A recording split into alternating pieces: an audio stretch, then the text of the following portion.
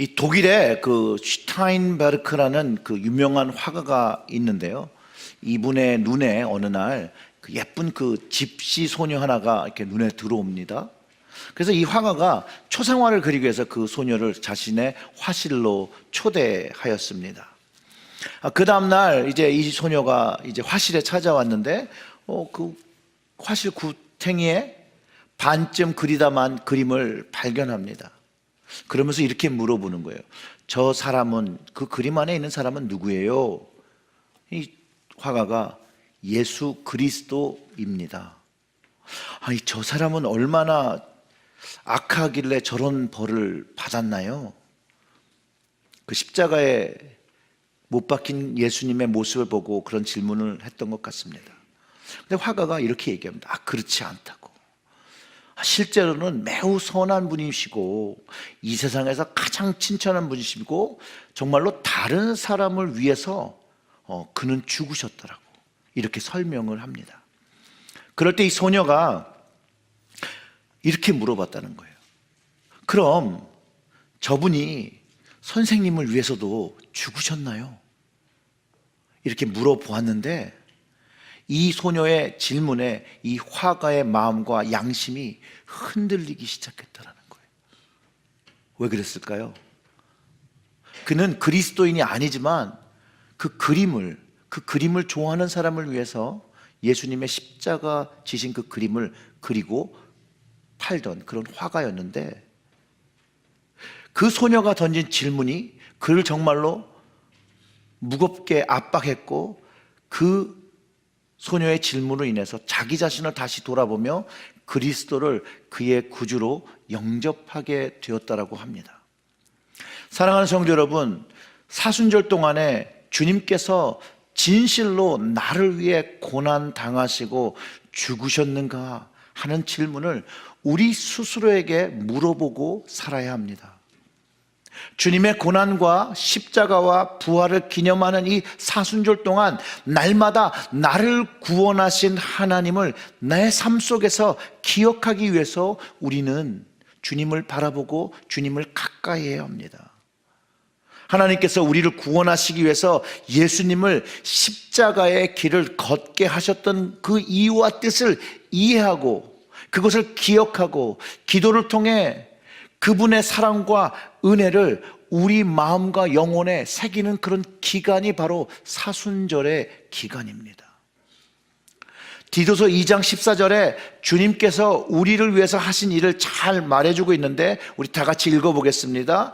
그가 우리를 대신하여 자신을 주심은 모든 불법에서 우리를 속량하시고 우리를 깨끗하게 하사 선한 일을 열심히 하는 자기 백성이 되게 하려 하심이라 라고 기록되어 있는 것이에요. 자, 여기에 주님의 뜻과 우리에게 바라시는 그 모든 것들이 담겨 있다는 거예요. 주님께서는 우리를 대신하여 자신을 주신 그 이유가 우리를 모든 불법에서 구속하시고 구원하시기 위하시고 우리를 깨끗하게 하셔서 어떻게 사용하셔요? 선한 일을 열심히 하는 주님의 백성이 되게 한다라고 성경이 가르쳐주고 있다는 거예요. 하나님의 말씀은 우리의 삶이 하나님으로부터 구원받은 사람으로 그분의 온전한 자녀와 백성이 되어야 한다는 것을 가르쳐주고 있다는 거예요. 그래서 성경이 구원의 하나님께서 우리를 모든 불법에서 자유하게 하시기 위해서 예수님을 이 땅에 보내주셨고 그분은 하나님의 뜻을 이루셔서 우리의 죄를 대속하셨다는 거예요. 그 근본적인 주님이 오신 그 이유에 대해서 요한복음은 이렇게 말씀을 하십니다. 하나님이 세상을 이처럼 사랑하사 독생자를 주셨으니 이는 그를 믿는 자마다 멸망하지 않고 영생을 얻게 하려 하심이라. 하나님께서 주님을 이 땅에 보내주신 그 이유, 주님을 십자가의 길을 걷게 하셨던 그 이유가 하나님은 사랑하시기 때문이라는 거예요. 하나님이 우리를, 인간을 사랑하신다라고 말씀하시는 거예요. 사랑하시기 때문에 멸망과 심판에 처한 우리를, 인간을 그냥 두지 않고 구원하시기 위해서, 구해주시기 위해서 주님이 십자가를 지시고 사망과 죽음을 이기시고 부활하셨다는 것이에요.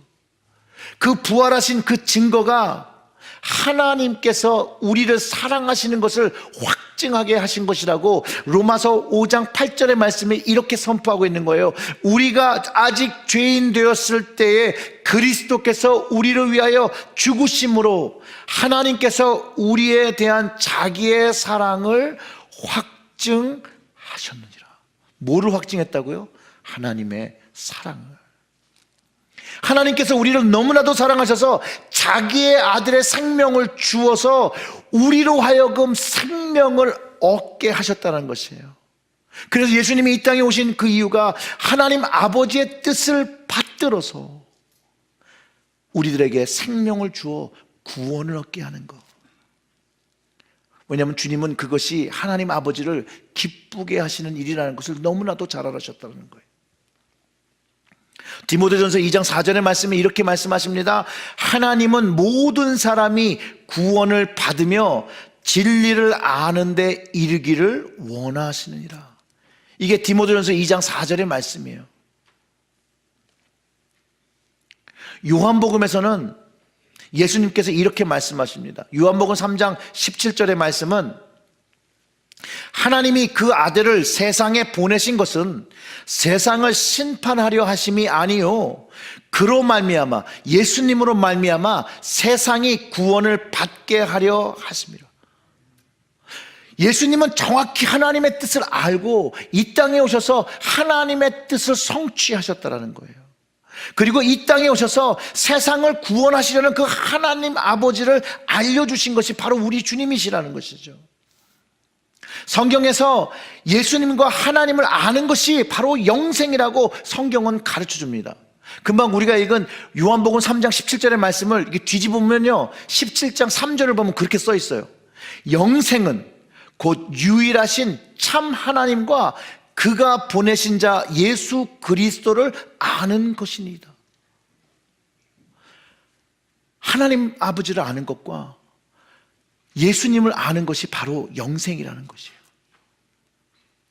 이 하나님의 뜻을 안 주님은 이 땅에 오셔서도 하나님의 뜻을 분별하셨다는 거예요. 계속해서 사역하시며 이 하나님의 구원을 이루시기 위해서 하나님의 뜻을 분별하셨어요. 어떻게 이해하셨을까요? 성경에서 하나님의 뜻을 더 깊이 알기 위해서 주님은 사역하시기 전에 성령에 이끌려서 광야에 들어가서 40일 동안 금식하며 기도하십니다. 또한 사역하는 동에도 매 순간순간 하나님께 나아가서 조용한 곳에 가서 기도하셨고 새벽 미명에 기도하셨고 십자가를 지기 전에도 겟세마네에서 기도하셨다라는 거예요. 주님께서 사역을 위해서 하나님의 뜻을 이루시기 위해서 늘 기도하셨기 때문에 기독교 전통에서 특별히 사순절에는 금식하며 기도하는 시간을 우리에게 가르쳐 주었다는 거예요. 그래서 지금 우리도 사순절에 금식 릴레이를 통해서 금식하며 주님을 기억하며 구원의 하나님을 기억하며 그분을 찬양하며 그분께 영광 돌리며 지내고 있다는 것이에요. 물론 우리가 한 끼씩 하잖아요. 각 저기마다 다르지만 저는 사순절 동안 저녁만 금식을 합니다. 그 시간이 짧은 시간이에요. 그런데 그 금식하는 그 시간을 주님께 드리고 그 시간에 주님을 생각하고 주님의 말씀을 듣고 주님을 기도하며 성령님께서 주시는 그 생각을 가지고 주님의 사랑과 은혜를 더 기억하는 시간이에요. 개인적으로는 저는 이 시간이 굉장히 귀한 시간이고 저에게는 은혜가 참 많이 되는 시간입니다. 그리고 영적으로 또 인격적으로 이 기간을 통해서 또 변화받고 도전받고 성숙해지는 그런 시간이기도 합니다. 왜냐하면 그 금식할 때 주님의 생애와 그분의 사역을 기억해 보는 것이에요. 그분의 탄생이 어떻게 됐던 것을 기억해 보는 것이죠.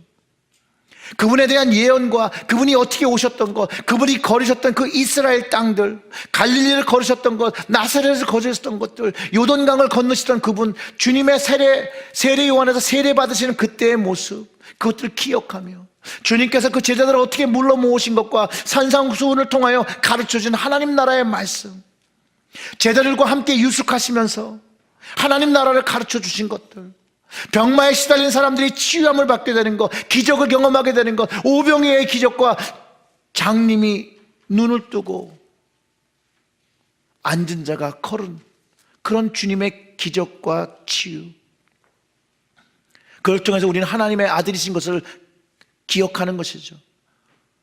예수님이 예루살렘에 입성하실 때 그 이야기 여러분 기억나십니까? 많은 사람들이 자기의 옷을 벗어 땅에 펴고 종려나무 가지를 흔들며 환영했던 그 모습을 기억합니다. 그들의 기대에는 예수님께서 이제 이스라엘 왕이 되어서 그들을 로마의 압제로부터 구원해 주실 것이라는 사람들의 그 희망, 그 기대. 근데 주님은 그 기대에 부응하지 않고 주님의 몸을 주셨다는 거예요. 주님의 생명을 주셨다는 거예요. 그 주님을 환영했던 사람들이 주님을 못 박았습니다.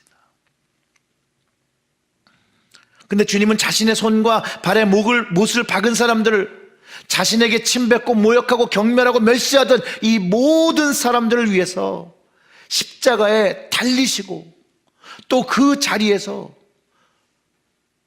하나님께 용서의 기도를 드리셨다라는 거예요.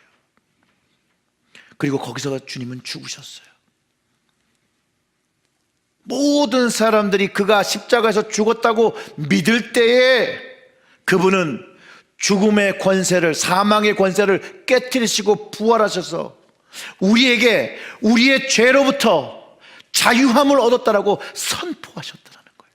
우리에게 놓인 사망의 권세가 더 이상 우리를 붙잡지 못한다라고, 사망의 그 사슬이 깨어졌다라고 부활을 통해서 가르쳐 주셨다라는 거예요.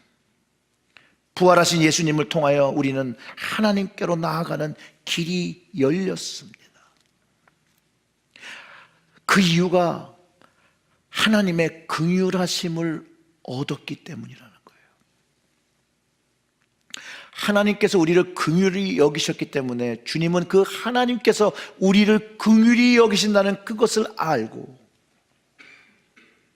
우리를 위하여 기꺼이 십자가를 감당하셨다라는 거예요. 그 십자가에서도 주님은 그 사람들을 긍휼히 여기며 아버지, 저들은 저들이 하는 일을 알지 못합니다. 이들을 용서하여 주시옵소서. 하나님은요, 오늘도 우리를 긍휼히 여기십니다. 하나님은 오늘도 우리 모두와 모든 사람들을 긍휼히 여기십니다.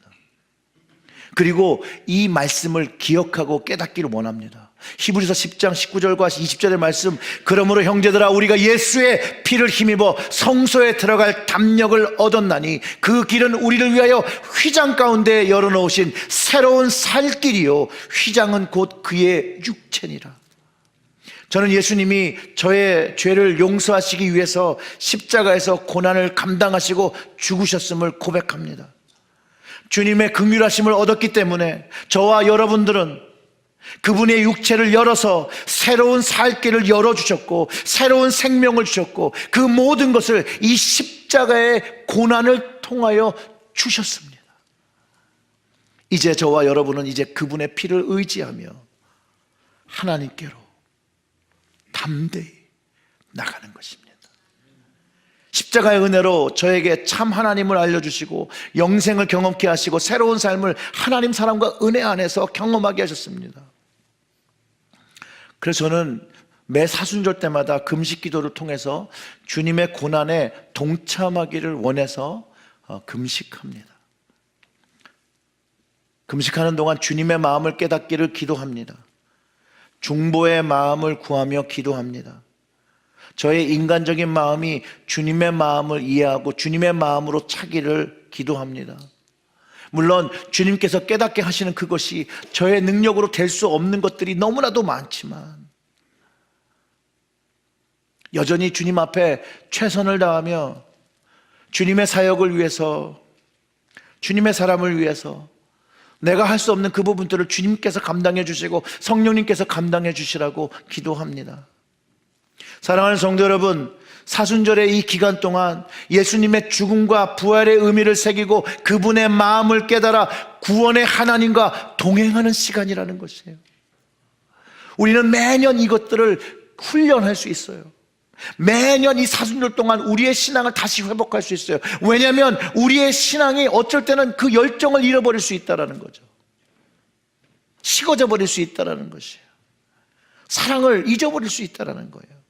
그러나 이 사순절을 하나님의 사랑과 주님의 사랑을 다시 기억하는 시간으로 잘 훈련하면 우리의 믿음과 우리의 신앙을 예수 그리스도 안에서 잘 견고하게 세울 수 있다는 것이에요. 예수님을 온전히 바라본다라면, 주님을 바라보며 주님께 나아간다라면 하나님께로 나아갈 수가 있습니다. 주님은 길입니다. 예수님은 끊임없이 우리를 하나님 아버지께로 이끌고 계시다는 거예요. 그분은 길이고, 그분은 진리이고, 그분은 생명이십니다. 우리가 길을 잃을 때 그분은 우리에게 길 되어주시고, 우리가 진리를 이해하지 못할 때 우리에게 진리가 되어주시고, 우리에게 생명을 경험하지 못할 때 우리에게 생명으로 다가오시는 그분이라는 것이에요. 그분께로 나아가야 합니다.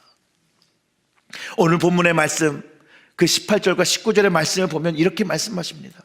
그런즉 한 범죄로 많은 사람이 정죄에 이른 것 같이 한 의로운 행위로 말미암아 많은 사람이 의롭다 하심을 받아 뭐에 이르렀다고요? 생명에 이르렀느니라. 한 사람이 순종 아니함으로 많은 사람이 죄인 된 것 같이 한 사람이 순종하심으로 많은 사람이 뭐가 돼요? 의인이 되었다라는 거예요. 예수님께서 순종하심으로 인해서 우리가 생명을 얻었고요, 예수님께서 순종하심으로 말미암아 우리가 하나님 앞에 의인이 되었다라는 것이에요.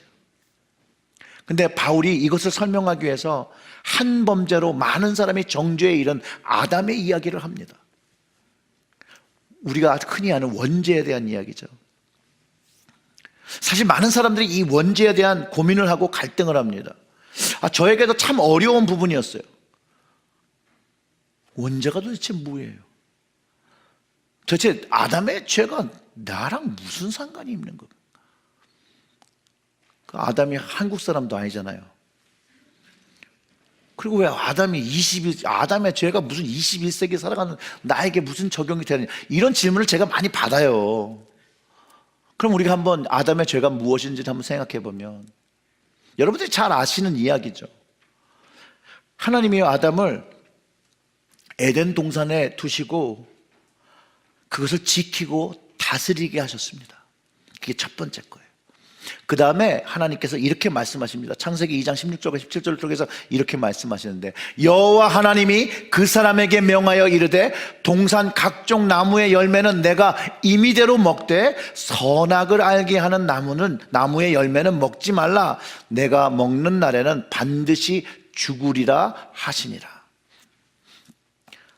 아담에게 두 가지 명령을 했다고 그랬죠. 하나는 에덴 동산을 지키고 다스리게 하는 거, 두 번째로는 그 동산의 모든 과일들은 먹을 수 있는데 선악을 알게 하는 나무의 실과는 먹지 말라고 합니다.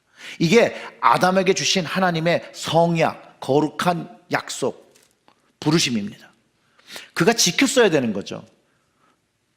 그런데 이 하나님과 맺은 이 성약을 깨트렸다라는 거예요. 유혹을 참지 못했죠.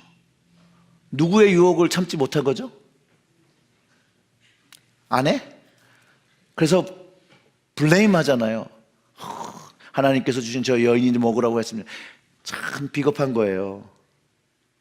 그는 하나님의 지시를 그 스스로가 깨트린 거라는 거예요. 하나님의 뜻을 그가 꺾은 거예요.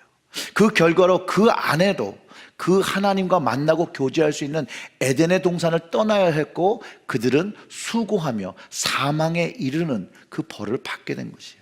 자, 여기서 이제 질문이 생긴다는 거예요. 하나님은 자비하신 하나님이시고 용서의 하나님이시고 사랑의 하나님이신데 왜 즉시 아담과 하와를 용서해 주시지 않을 것일까요? 라는 질문이 우리 안에 있다는 거예요. 저 역시 갈등했던 질문이었고요. 많은 사람들에게 받았던 질문이에요. 그리고 이것을 어떻게 답변해야 될지 갈등했고, 사실 어떻게 답변하는지도 잘 몰랐었던 적이 있었습니다. 또 제가 얻은 답변을 이야기해도 이해하지 못하시고 잘 믿지도 않으신 분들이 있었어요. 근데 제가 어느 날 제가 믿음으로 답변을 얻었습니다. 이거는 이성의 답변이 아닙니다. 아담의 이 사건은 하나님의 주권이 선포되어 아담도 지켜야 되고 하나님도 지켜야 되는 것이었는데 아담이 그것을 깨트렸다는 거예요. 하나님은요, 하나님이 정하신 말씀과 법을 지키셔야 할 의무가 있습니다. 아담도 지켜야 될 의무가 있듯이 하나님도 지켜야 할 의무가 있습니다. 그래서 죽으리라 말씀하셨기 때문에 그가 그것을 먹었기 때문에 사망에 이르게 된 것이에요. 자, 생각해 보세요. 하나님이 재판관이라고 생각하고 재판관이 법을 만들어 놓고 법을 따르지 않아요. 자기 기분에 따라 재판을 한다면 여러분, 우리는 그를 올바른 의로운 재판관이라고 말할 수 있겠습니까? 없잖아요. 이 재판관이 기분이 좋으면 무죄, 기분이 나쁘면 유죄, 이렇게 판단하면 이 사람은 의로운 재판관일 수가 없잖아요. 그런데 하나님은 거룩하시고 올바르시고 의로우신 하나님이라는 거예요. 그래서 하나님께서 세우신 그 법을 바꾸지 않고 하나님이 세운 그 법을 하나님도 지키신다라는 거예요. 우리가 이 아담의 사건을 보면 우리에게 가진 또 문제는 뭐냐면요, 문제의 근원이 하나님이 아니라 아담인데도 불구하고 여전히 우리는 하나님을 판단하고 하나님이 왜 이러셨을까라는 질문을 한다는 거예요. 약속을 깨트린 건 아담이라는 거예요. 그럼에도 불구하고 하나님은 아담과 하와를 돌보십니다. 왜냐하면 하나님께서 그와 맺은 언약은 거기에 또 사랑이라는 언약이 함께 있었기 때문입니다. 하나님 앞에 범죄했지만 하나님은 이 사랑의 언약 관계 속에서 아담과 하와를 살리기 위해서 에덴 동산을 떠나가게 하셨어요. 그 이유는 바로 생명나무가 있어서 그렇습니다.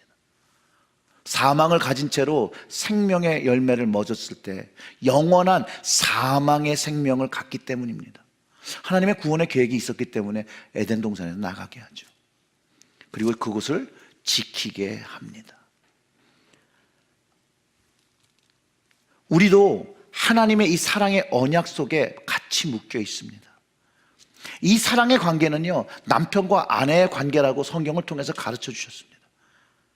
우리가 하나님을 전심으로 사랑해야 되는 이유가 여기에 있다는 거예요. 말씀을 통해서 배웠어요. 아담이요, 그 하나님의 약속을, 하나님의 법을 깨트릴 때 아담은 하나님을 생각하지 않았습니다. 만약 그가 하나님을 전심으로 사랑하고 신뢰했다면 그 약속을 깨트리기 전에, 그것을 먹기 전에 하나님을 먼저 찾았어야 한다는 거예요. 하나님을 불러서 도움을 청할 수 있었다는 거예요. 하지만 하지 않았다는 것이에요. 그리고 그가 죄를 지으려고 결심했을 때 사실 그 마음속에 하나님이 없었다는 거예요. 마찬가지로 우리도 죄를 지을 때 우리 마음 안에 하나님이 없다는 거예요. 그 마음에 하나님이 있어도 그 순간에 하나님을 버리고 하나님을 모른 채 하며 죄를 짓는 것이 이 아담의 원죄와 동일하다는 것이에요. 또한 아담이 지은 것이라는 거예요. 우리도 가지고 있는 동일한 죄라는 것이에요. 자, 이런 것이 있다는 거예요. 대형교회 목사들 중에 스캔들이 일어납니다. 그러면서 우리가 고민하잖아요.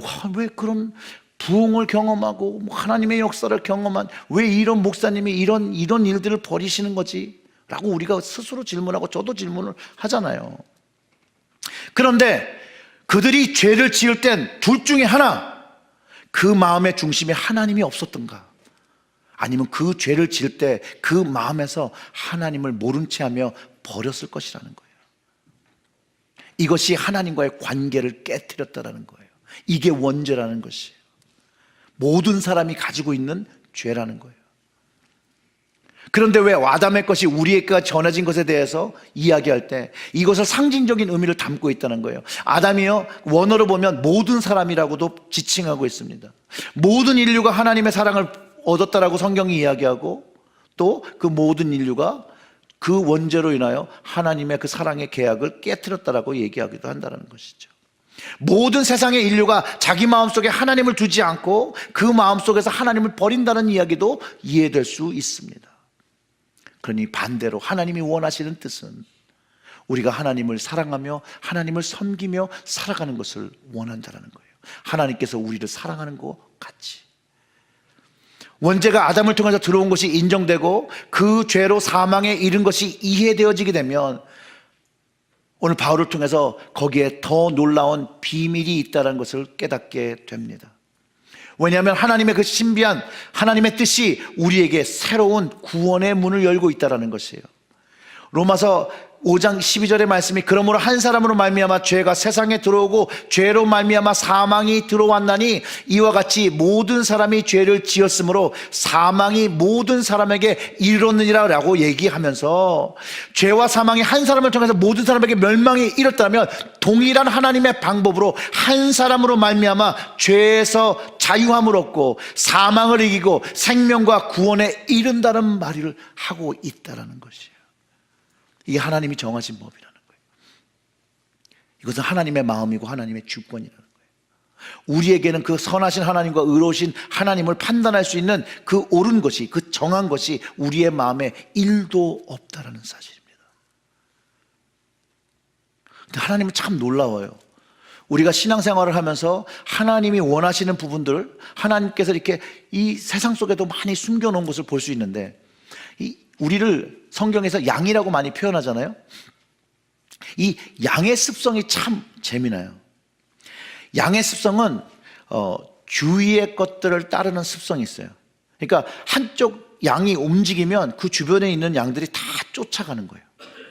그래서 이 목자들이요, 이 습성을 알아서 이 양들을 이렇게 데리고 다닐 때 양이 물을 되게 싫어해요. 그래서 개울가만 나오면 건너지 않는다고 해요.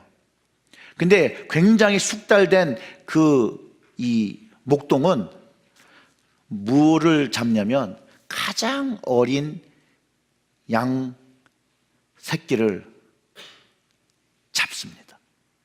그리고 어깨에 둘러 맵니다. 그리고 강을, 그 시냇물을 걸어갑니다. 그럼 어미가 쫓아오겠죠. 그럼 누가 쫓아오겠어요? 그 주변에 있는 양들이 쫓아오고 전체 무리가 그 시냇가를 건너게 된다라고 해요. 더 재미난 이 양의 습성을 시험을 하면 이렇다는 거예요. 양이 한 무리 이렇게 한 줄을 막 이렇게 지나가고 있잖아요. 그러다가 중간에 어디다 가는 곳에 뭐 장애물을 두거나 이 지팡이 이렇게 탁 대면 양이 고개를 폴짝 넘어가겠죠. 그죠? 그럼 뒤 양도 이 지팡이가 있으니까 폴짝 넘는다는 거예요. 근데 뒤에 있는 놈이 얘가 앞에 있는 게 뭔지 모르고 얘가 폴짝 넘는 걸 보면 그냥 이 지팡이와 상관없이 폴짝 넘는다는 거예요. 그 어느 순간부터 이 지팡이를 빼버리면 지팡이가 없음에도 불구하고 앞에 애가 점프해서 넘어가는 것 때문에 이 양들이 이 끝이 끝날 때까지 아무런 장애물이 없지만 그거를 따라 뛴다라는 거예요. 아담의 죄가 들어왔던 게 이런 거라는 거예요. 아담이 하나님의 언약을 깨트리고 다른 길로 나아간 것을 이렇게 표현하고 있는 것이에요. 그래서 그 아담을 보면서 가는 모든 양들은 하나님에게서 죄를 지며 멀어져 갔다는 거예요. 그래서 이사야를 통해서 이렇게 기록하고 있어요. 53장 6절에 우리는 다 양 같아서 그릇 행하여 각기 제갓길로 갔거늘, 이렇게 얘기하잖아요. 성경에서 죄라는 얘기는 하나님에서 벗어남, 그 하마티아라고 얘기하는데, 이 영적에서 벗어나 영적인 방향성을 잃어버린 것이 바로 죄라고 가리키고 있고, 그 하나님과의 관계를 벗어난 그 타락함이 아담으로부터 시작됐고 있다는 거예요. 아담은 하나님이 가시기 원하는 그 길을 택한 것이 아니라, 하나님의 뜻에 순종한 것이 아니라 자기가 원하는 것을 선택하고 자기가 원하는 길을 갔다라고 성경이 기록하고 있고, 그게 죄였고 그것이 사망에 이르게 했다라는 거예요. 앞에 가는 양이 잘못된 길로 가게 되면 뒤로 가는 양들도 다 그를 쫓아서 간다라는 것이에요. 한 사람으로 인해서 사망으로 가고 있다는 것이에요. 멸망으로 가고 있다는 것이에요. 그런데 그 멸망으로 가는 그 자리에서 누군가 하나가 그 안에서 하나님의 방향으로 방향을 틀면 그 뒤에 있는 양도 같이 따라서 방향을 바꾼다는 거예요. 이것이 예수님께서 이 땅에 오신 이유라는 거예요. 사망으로 가고 있는 우리를 위하여 사망과 그 심판의 길에 그 안으로 들어와서 예수님이 하나님의 방향으로, 생명의 방향으로, 구원의 방향으로 뛰어서 우리도 그를 보고 하나님께로 돌아갈 수 있게 하셨다는 거예요. 여러분, 그게 십자가라는 거예요. 우리를 사망의 길에서 생명의 길로 돌리려고 오셨다는 거예요. 그래서 양들의 주목을 받기 위해서 하나님은 예수님께 그 무리의 죄악을 담당시키고 십자가를 지게 하셨다는 거예요.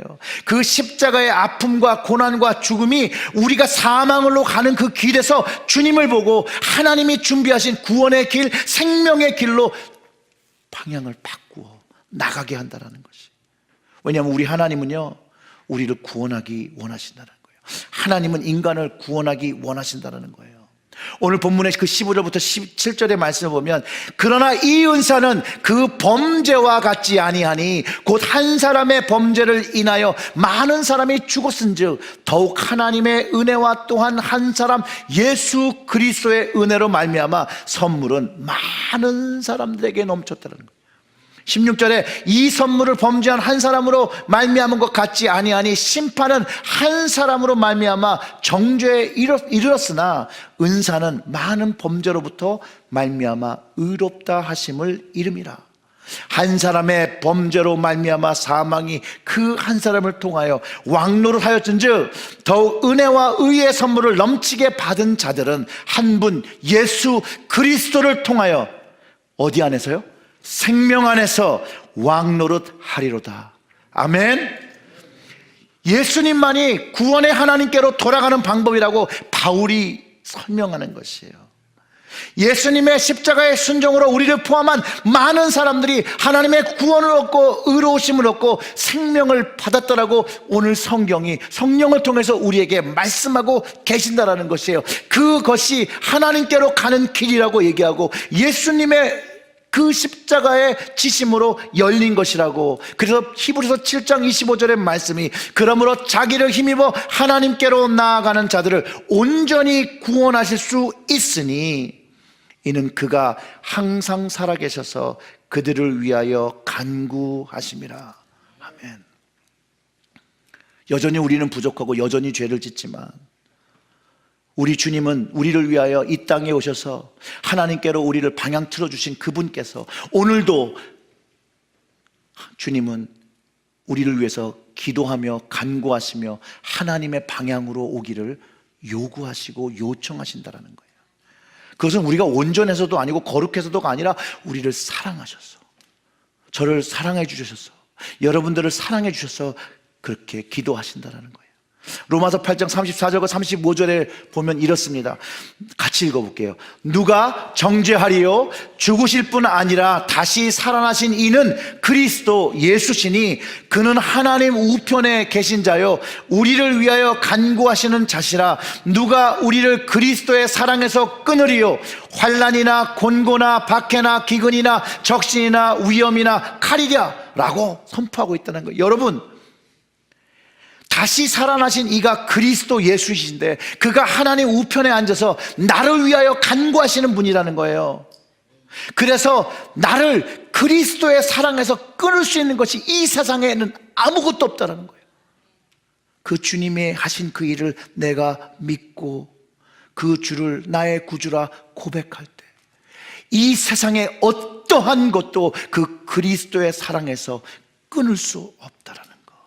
여러분 꼭 기억하시기를 주님의 이름으로 축원합니다. 오늘도 하나님은 우리의 영혼을 위해서, 우리를 구원하시기 위해서 오늘도 주님은 간구하고 계십니다. 사순절 동안에요 우리에게 구원의 하나님, 그 길과 진리와 생명 되신 그 주님을 기념하고 기억하는 시간이 되셔서 특별히 더 많은 은혜와 깊은 하나님의 사랑을 경험하시기를 주님의 이름으로 축원합니다.